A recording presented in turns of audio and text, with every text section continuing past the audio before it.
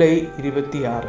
നാം ഇന്ന് വണങ്ങുന്നതും പരിചയപ്പെടുന്നതുമായ വിശുദ്ധ അന്നായും ജോവാക്യമും നമ്മുടെ പരിശുദ്ധ അമ്മയുടെ പ്രിയപ്പെട്ട മാതാപിതാക്കൾ. രണ്ടുപേരും ദാവീദ് ഗോത്രത്തിൽ ജനിച്ചവർ. ഉത്ഭവ പാപരഹിതയും നിർമ്മലയുമായ തങ്ങളുടെ വത്സലപുത്രിയോടൊത്തുള്ള ജീവിതത്തിൽ ജോവാക്യമും അന്നാമ്മയും വളരെയധികം ആത്മീയ അനുഭൂതി അനുഭവിച്ചിരുന്നു.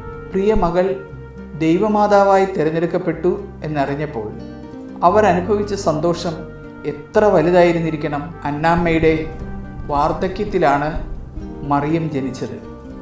അതുകൊണ്ട് തന്നെ എത്ര വാത്സല്യത്തോടെ ആയിരിക്കും ആ കുഞ്ഞിനെ അവർ വളർത്തിയതെന്ന് നമുക്ക് ഊഹിക്കാവുന്നതേയുള്ളൂ. യഹൂദ ശിശുക്കൾ ദേവാലയത്തിൽ പുരോഹിതരുടെ മേൽനോട്ടത്തിൽ ശിശുഗൃഹത്തിൽ താമസിക്കുന്ന ഒരു പതിവ് അന്നുണ്ടായിരുന്നു. അതനുസരിച്ച് 3 വയസ്സുള്ളപ്പോൾ തൻ്റെ കുഞ്ഞിനെ അന്നാമ്മ ദേവാലയത്തിൽ കാഴ്ചവെച്ചു. അങ്ങനെ തൻ്റെ നിർമ്മല ശിശുവിനോടൊത്തുള്ള സഹവാസത്തിൽ നിന്നും ലഭിക്കാമായിരുന്ന ആനന്ദം അന്നാമ്മ ദൈവത്തിനായി ബലിയർപ്പിച്ചു. ക്രിസ്തീയ കുടുംബങ്ങളുടെ മധ്യസ്ഥയായ അന്നാമ്മയിൽ നിന്നും അസാധ്യമായ ധാരാളം അനുഗ്രഹങ്ങൾ സിദ്ധിച്ചിട്ടുണ്ടെന്ന് ക്രിസ്തീയ സാഹിത്യം സാക്ഷ്യപ്പെടുത്തുന്നു. അന്ന എന്ന പേരിൻ്റെ അർത്ഥം തന്നെ അനുഗ്രഹദായക എന്നത്രേ. അന്നാമ്മയുടെ മഹത്വം മറിയത്തിൻ്റെ അമ്മയായതുകൊണ്ട് മാത്രമല്ല, പിന്നെയോ തൻ്റെ വത്സലപുത്രിയെ ദൈവസ്നേഹത്തിൻ്റെ പാരമ്യത്തിൽ ദൈവത്തിന് കാഴ്ചവെച്ചതുകൊണ്ടുകൂടിയാണ്. ധനികനും